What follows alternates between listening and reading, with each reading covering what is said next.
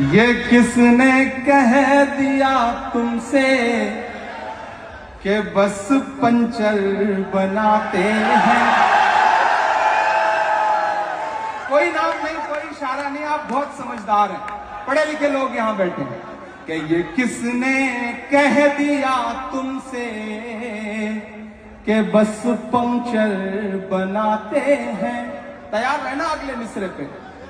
अपनी आंखों में कर्नल सोफिया कुरैशी को रखना, अपनी आंखों में ब्रिगेडियर उस्मान को रखना, बीर अब्दुल हमीद को रखना, अपनी आंखों में पहलगाम के अटैक के बाद पहली शहादत देने वाले झंटू अली शेख को रखना।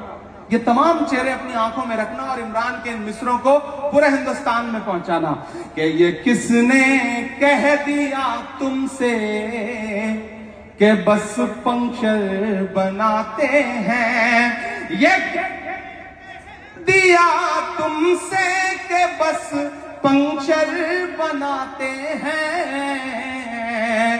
वतन पे हंस के जो कट जाएं ऐसे सर बनाते हैं। वतन पे